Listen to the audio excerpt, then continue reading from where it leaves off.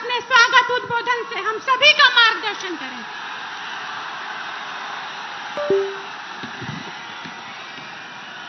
भारत माता की, भारत माता की, भारत माता की, वंदे वंदे वंदे।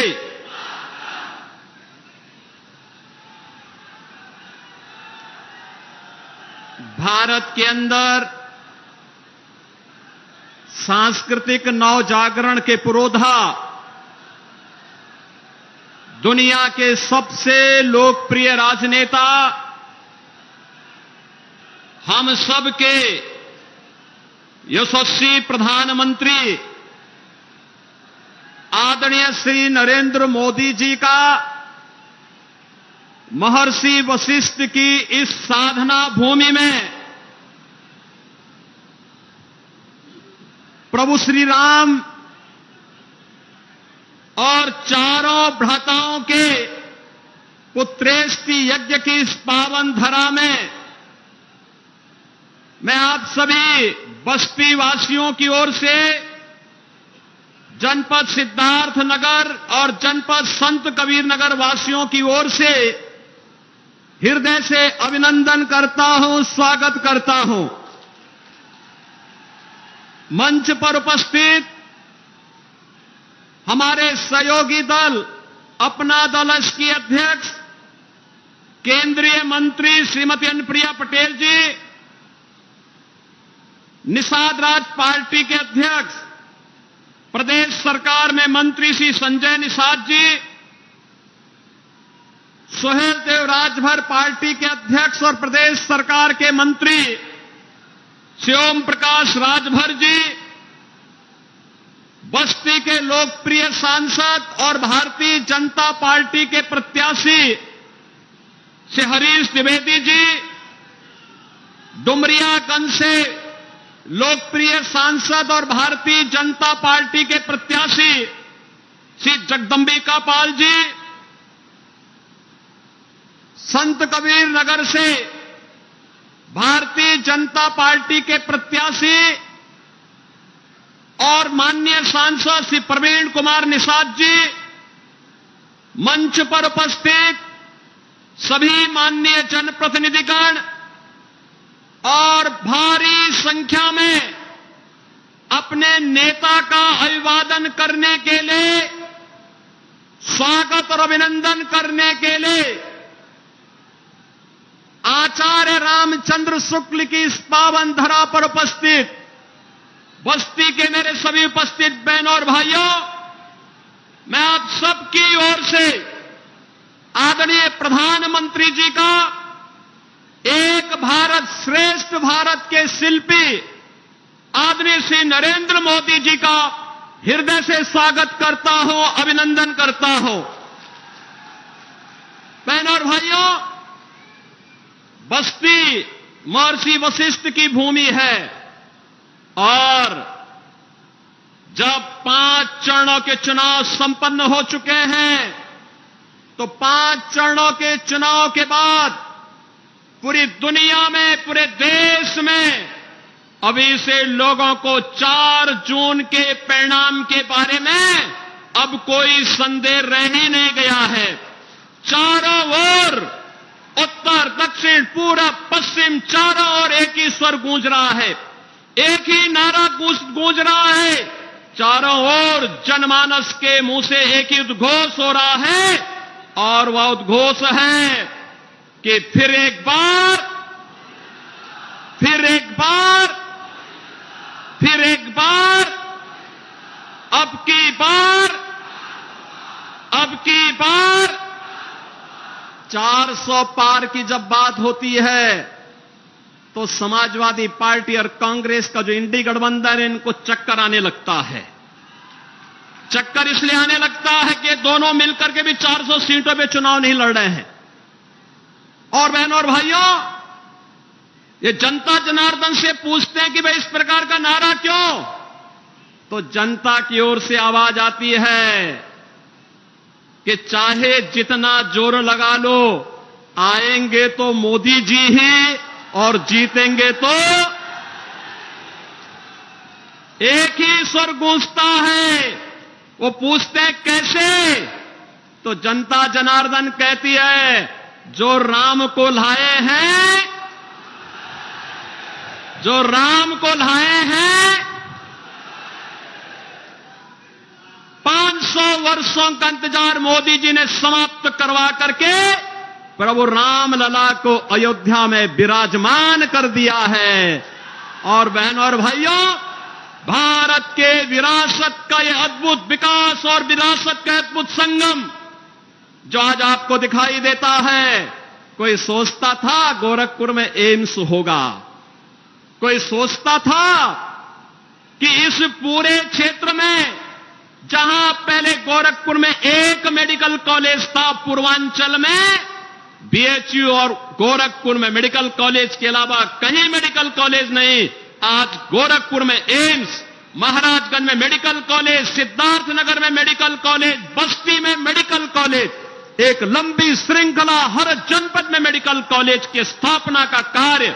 और 40 वर्ष से इंसेफ्लाइटिस जैसी बीमारी से यहां का मासूम दम तोड़ता था, मोदी जी ने यहां के बचपन को बचाने के लिए स्वच्छ भारत अभियान, हर घर नल योजना और मेडिकल कॉलेज जैसी स्वास्थ्य सुविधाएं देकर के जो उपकार किया है, बहनों और भाइयों, उसके प्रति कृतज्ञता ज्ञापित करने का अवसर है हमारे पास 2024 का ये लोकसभा चुनाव। बहनों और भाइयों, राम भक्तों रामद्रोहियों के बीच में चल रहा है वर्तमान का ये संग्राम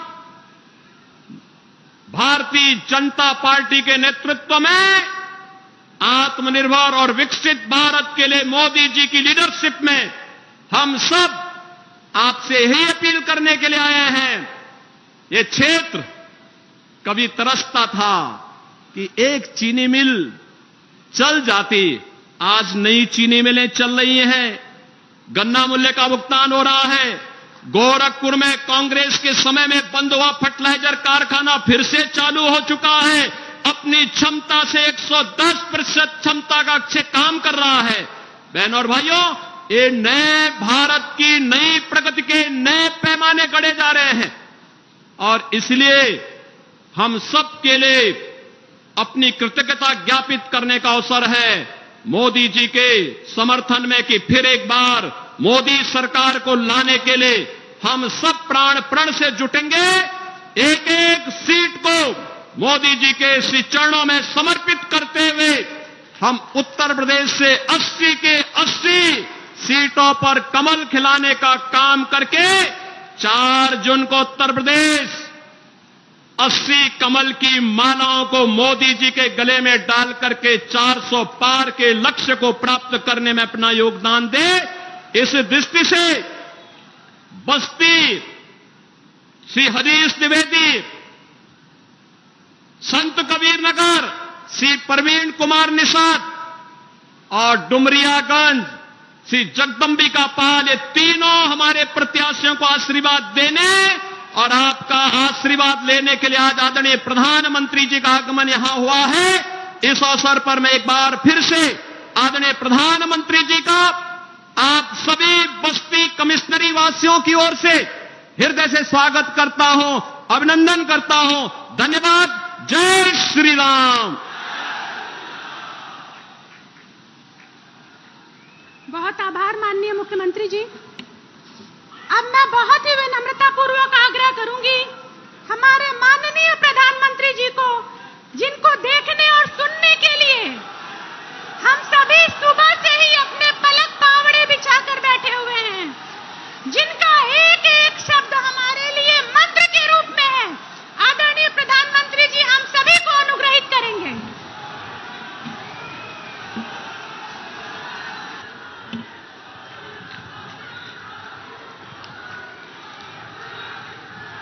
भारत माता की, भारत माता की, भारत माता की। सब भैया बहनीन का राम राम।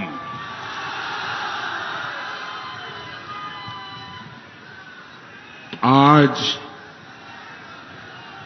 आपका ये उत्साह,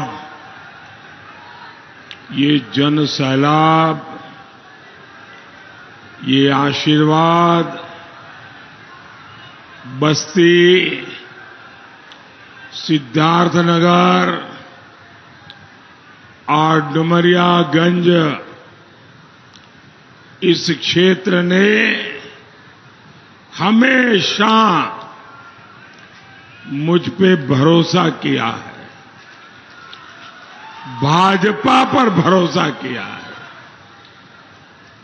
हमारे काम पर भरोसा किया है, हमारी बात पे भरोसा किया है, हमारे वादों पर भरोसा किया है, हमारे इरादों पर भरोसा किया है। और इसलिए मैं आपके इस भरोसे पर खरा उतरने में न पहले कोई कमी छोड़ी है, न आगे कोई कमी छोड़ूंगा।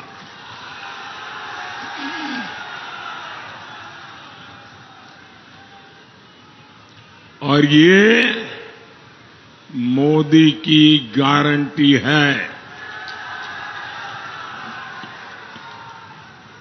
ये बड़े उत्साही लोग जो बड़े बड़े बैनर बना के लाए हैं, आपके बैनर तो बहुत अच्छे हैं, लेकिन इसके कारण पीछे लोगों को तकलीफ हो रही है। अगर आप इसे नीचे रख लें तो अच्छा होगा। मैंने सब पढ़ लिया है, बहुत बढ़िया है।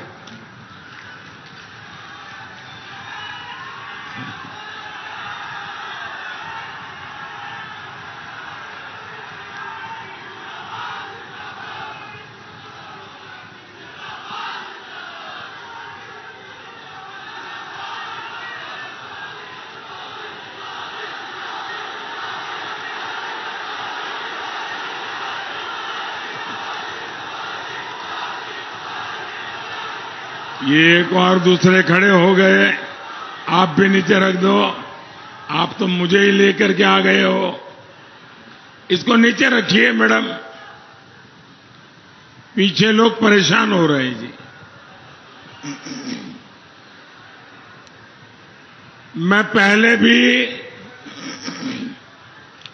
इसी मैदान में आपके बीच आ चुका हूं,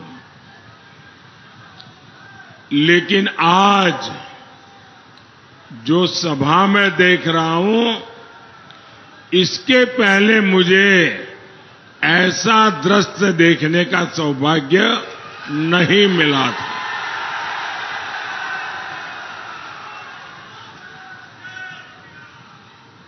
ये पंडाल छोटा पड़ गया है, बहुत लोग मैं देख रहा हूं पीछे धूप में तप रहे हैं, और दोपहर की ये चिलचिलाती धूप, इसमें आप तपस्या कर रहे हैं मुझे आशीर्वाद देने के लिए। जो लोग धूप में तप रहे हैं, मैं सबसे पहले उनकी क्षमा मांगता हूं कि हमारी व्यवस्था जरा छोटी पड़ गई और आपको धूप में तपना पड़ रहा है, इसलिए मैं आपको क्षमा मांगता हूं। दूसरा, मैं आपको भरोसा देता हूं, मैं आपकी ये तपस्या कभी बेकार नहीं जाने दूंगा। मैं ज्यादा मेहनत करके, विकास करके, प्यार से आपकी इस तपस्या को विकास के रूप में लौटाऊंगा।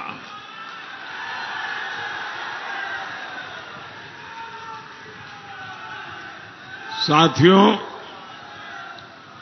देश में 5 चरण के चुनाव हो चुके हैं। इन 5 चरणों ने ही देश में तीसरी बार मोदी सरकार पक्की कर दी है।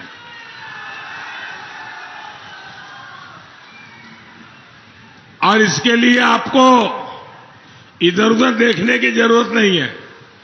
आप इंडिया अलायंस वालों के बयान देख लीजिए, हर कोई अलग अलग आंकड़ा बताता है और उनके पुराने आंकड़े और उनके पुराने परिणाम देख लीजिए, तो आपको पक्का भरोसा हो जाएगा कि पूरा इंडिया अलायंस ऐसा निराशा की गर्त में डूबा है, ऐसा निराशा की गर्त में डूबा है कि अब उनको ये भी याद नहीं रहता है कि वो 2 दिन पहले क्या बोले थे, आज क्या बोल रहे हैं। ये हाल है इनका। भाइयों बहनों, आप तो समझदार लोग हैं और कभी भी अपना समय, अपनी शक्ति आप लोग व्यर्थ नहीं जाने देते, कभी भी बेकार नहीं जाने देते। और कोई भी समझदार अपनी कोई भी अमानत बर्बाद नहीं होने देना चाहते। अब आप सोचिए, सपा को मिलने वाला एक भी वोट, कांग्रेस को पड़ने वाला एक भी वोट किसी काम का है क्या? कोई काम का है क्या? निरर्थक है कि नहीं है? निरर्थक है कि नहीं है? आपका वोट बेकार हो जाए, बर्बाद हो जाए, ये यहां का कोई मतदाता चाहेगा क्या? नहीं चाहेगा ना। और इसलिए आपका वोट उसको पड़ना चाहिए जिसको आप सरकार बनाने के लिए देना चाहते हैं, जिसकी सरकार बनने की गारंटी है। आप मुझे बताइए भाई, इस बार सच्चे दिल से बताना, मैं आया हूं इसलिए गप मत मारना, सच्चे दिल से बताओगे? सच्चे दिल से बताओगे? हाथ ऊपर करके बोलिए, सच्चे दिल से बताओगे? मुझे बताइए, इस चुनाव के बाद किसकी सरकार बनेगी? किसकी सरकार बनेगी? किसकी सरकार बनेगी? तो वोट बर्बाद होने देना चाहिए क्या? अच्छा, दूसरा, कभी भी पुण्य कार्य मिलता हो तो मौका गंवाना चाहिए क्या? भाई अब तो पुण्य कार्य मिलने ही वाला है, मेरा क्या जाता है, मैं तो नहीं जाऊंगा तो भी चल जाएगा, मोदी की सरकार बनना तो पक्का है, तो आपको पुण्य मिलेगा क्या? अगर आप वोट नहीं डालेंगे तो आपको पुण्य मिलेगा क्या? आज 80 करोड़ लोगों को मुफ्त खाना मिलता है, मुफ्त राशन मिलता है, तो वो आशीर्वाद देते हैं कि नहीं देते हैं? आपको पुण्य मिलता है कि नहीं मिलता है? लेकिन अगर आपने वोट नहीं दिया होगा तो वो पुण्य आपके खाते में जमा होगा क्या? तो मैं इतने अच्छे काम करने वाला हूं, हर काम से पुण्य मिलने वाला है, वोट देने वाले को वो पुण्य जरूर पहुंचने वाला है।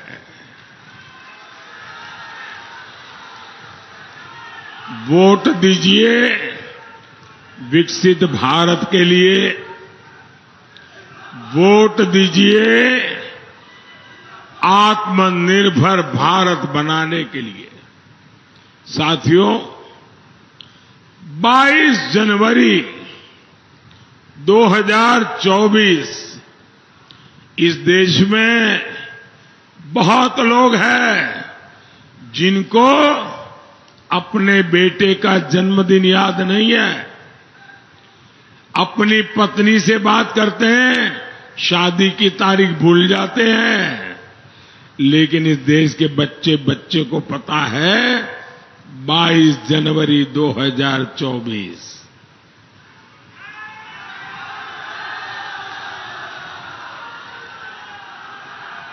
मैं 22 जनवरी बोलता हूं और देश बोल पड़ता है जय श्री राम।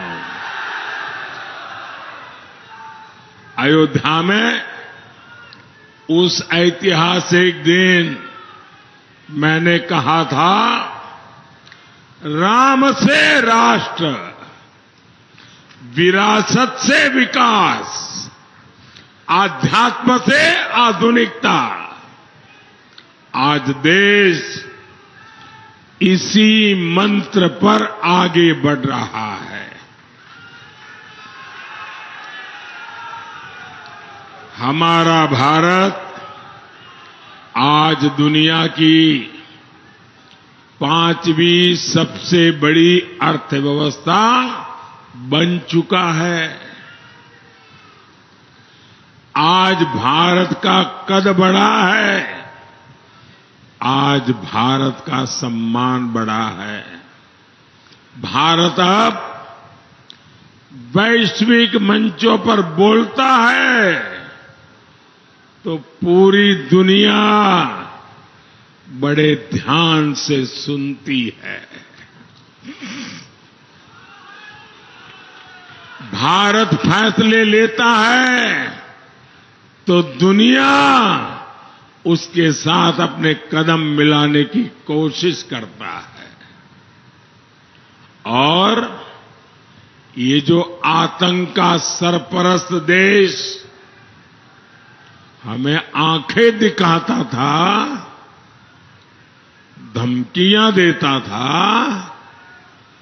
आज उनकी हैसियत वैसी हो गई है, न घर का न घाट का, और अनाज भी उनको नसीब नहीं हो रहा। साथियों, पाकिस्तान तो पस्त पड़ गया है, लेकिन उसके हमदर्द सपा कांग्रेस वाले अब भारत को डराने में जुटे हैं। आप हैरान हो जाएंगे भाई, ये क्या बोलते हैं? ये लोग कहते हैं, हमें सुनाते हैं, उनको मालूम नहीं होता 56 इंच क्या होता है।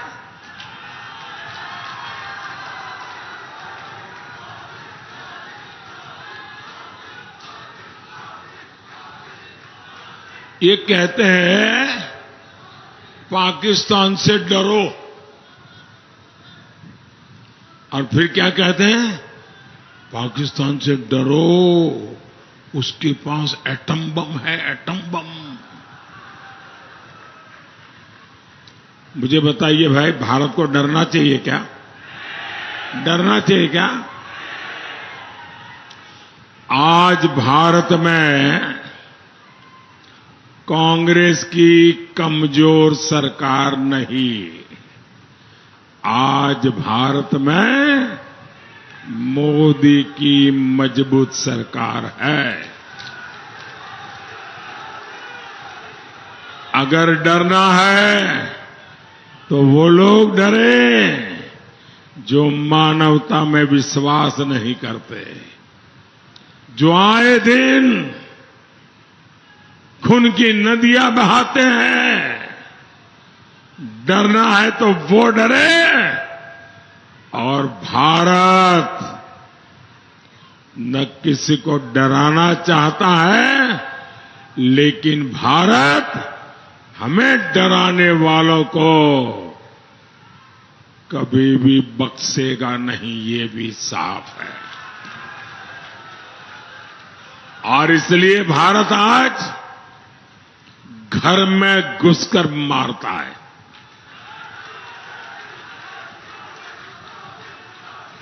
साथियों, मैं सपा कांग्रेस के दोनों शहजादों की फ्लॉप फिल्म की बार बार रिलीज से हैरान हूं। ये दोनों शहजादे अब मिलकर अफवाह उड़ा रहे हैं। ये कहते हैं यूपी की 79 सीट जीत जाएंगे। मैं पहले सुना करता था कि लोग दिन में सपने देखते हैं। मुझे अब पता चला दिन में सपना देखने का मतलब क्या होता है।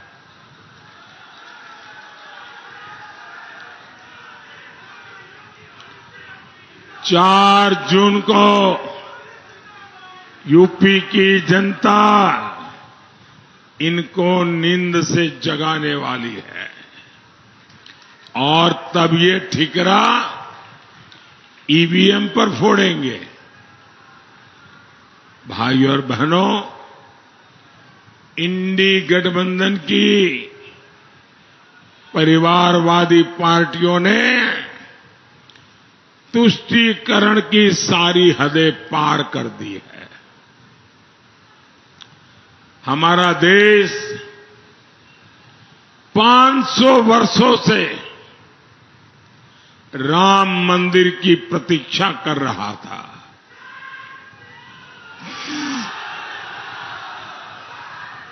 लेकिन ये इंडी वालों को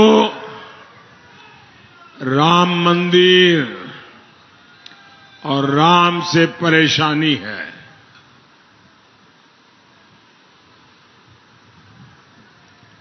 सपा के एक बड़े नेता कहते हैं राम मंदिर तो बेकार है, बेकार।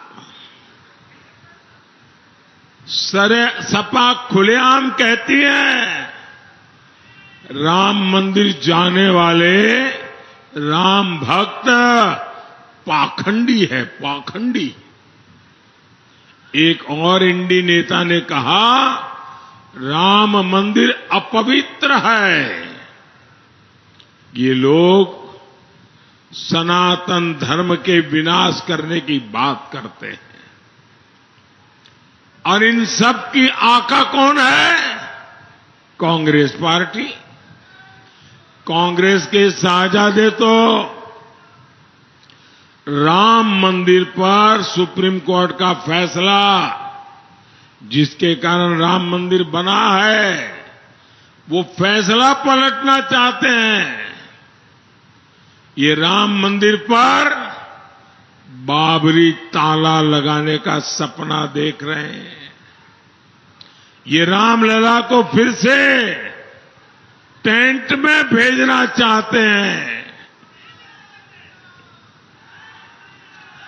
क्या इन लोगों को जवाब मिलना चाहिए कि नहीं मिलना चाहिए? वोट से करारी चोट करनी चाहिए कि नहीं करनी चाहिए? साथियों, कांग्रेस और सपा वालों को अचानक संविधान की याद आ गई। इसी कांग्रेस ने देश में आपातकाल लगाकर संविधान के खत्म करने की भरपूर कोशिश की थी। यही कांग्रेस है जो खुद का भी पार्टी का संविधान नहीं मानती है। ये परिवार ऐसा है कि बिहार के अति पिछड़े समाज के एक व्यक्ति सीताराम केसरी कांग्रेस पार्टी के अध्यक्ष थे।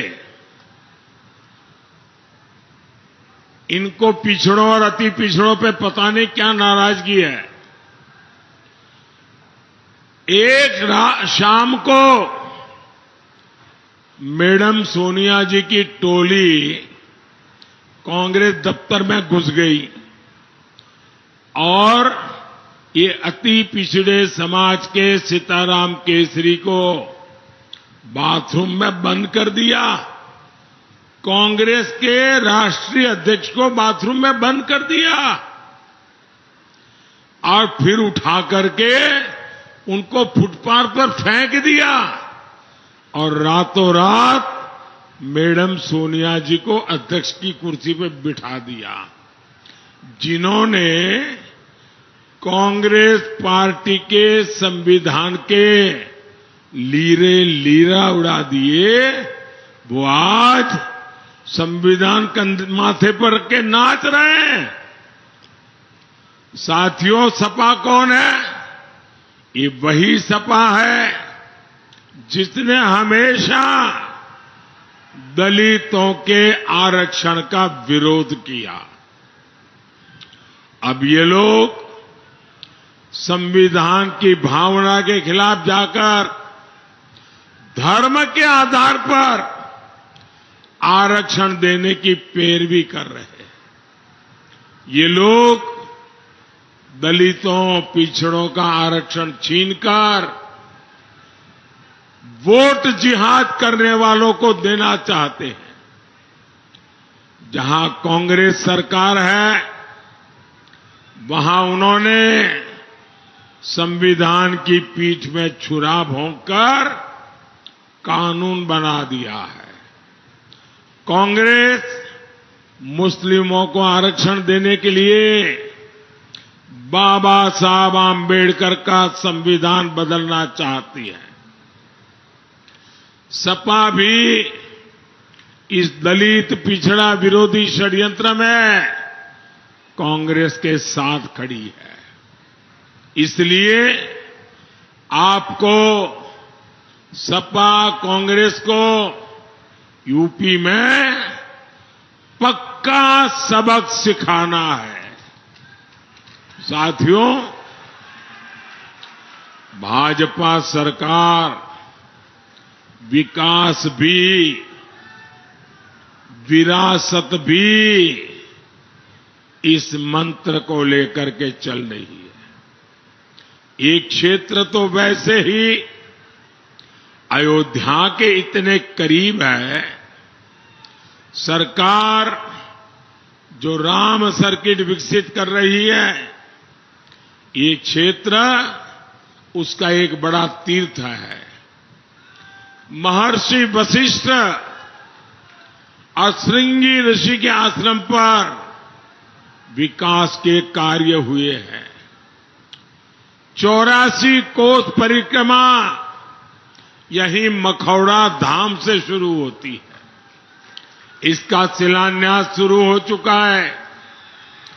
यहां राम जानकी मार्ग का विकास हुआ है।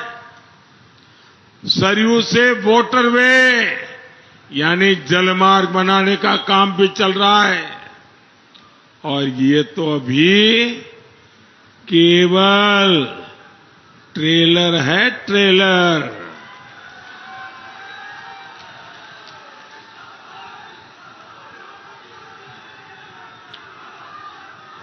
अभी तो ये ट्रेलर है, बहुत बड़े बड़े काम आगे करने हैं।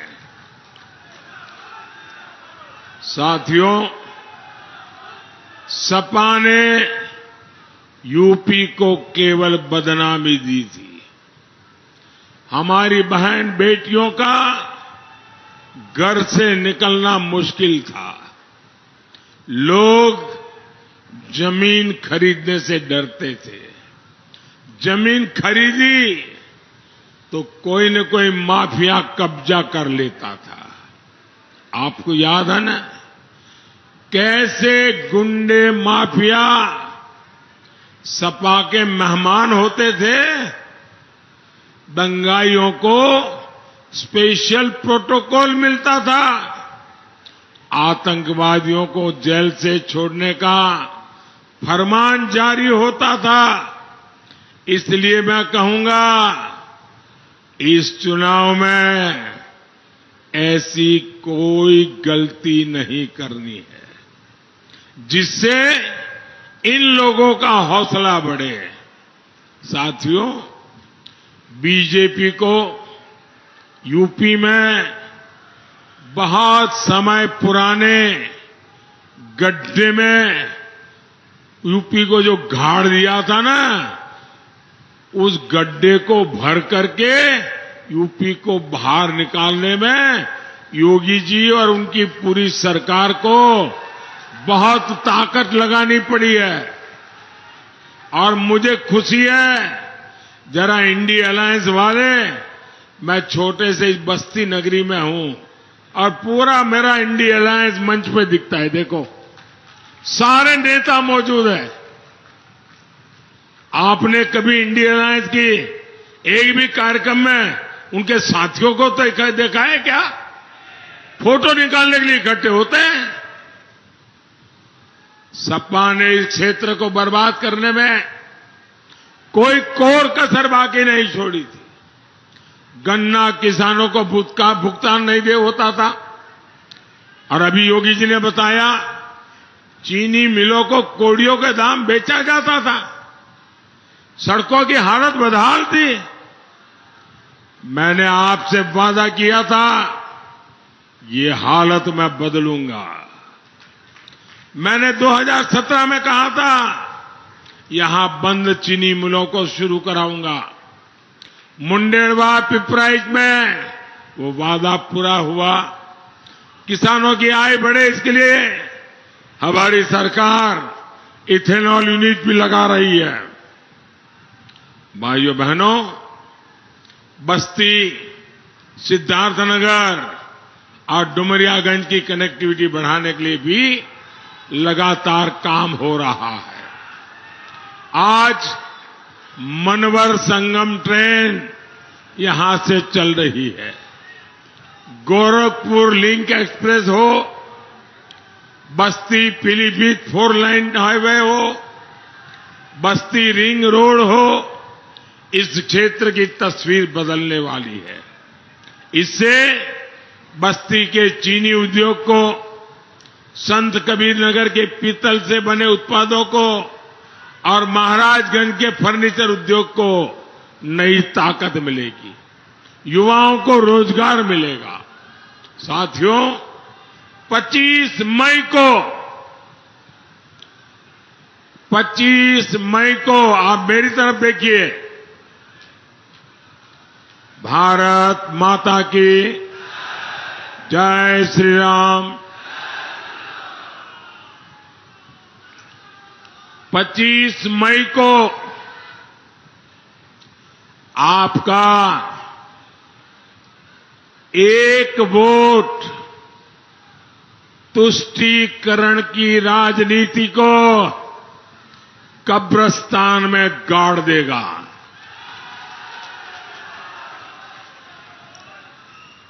आपका एक वोट देश का भविष्य सुनिश्चित करेगा। 80 करोड़ लोगों को मुफ्त राशन मिलता रहे, गरीबों को 5 लाख रुपए तक का मुफ्त इलाज मिलता रहे, 3 करोड़ गरीबों को उनके लिए नए पीएम आवास मिलेंगे। और मेरा एक काम करेंगे आप लोग, जरा हाथ ऊपर करके बताए तो बोलूं। मेरा एक काम करेंगे, ऐसे ढीला बात करने वालों को मैं काम नहीं बताता हूं। जो मजबूती से बोले उन्हीं को काम बताता हूं जी। हाथ ऊपर करके बताइए, मेरा काम करेंगे? पक्का करेंगे? देखिए काम कैसा है। अभी आप लोगों को मिलने के लिए जाते होंगे, अलग अलग बस्तियों में जाते होंगे, सोसाइटियों में, चाल में, मोहल्ले में, गांव में, अलग अलग जगह पे जाते होंगे। कहीं पर भी आपको कोई परिवार झुग्गी झोपड़ी में जिंदगी गुजारता नजर आए, कहीं भी आपको कोई परिवार कच्चे मिट्टी के टूटे फूटे मकान में नजर आए, तो उसको जाके कह देना, उसका एक तो नाम पता लिख करके मुझे भेज देना और उसको कह देना 4 जून को मोदी सरकार बनने के बाद उसको भी पक्का घर मिल जाएगा।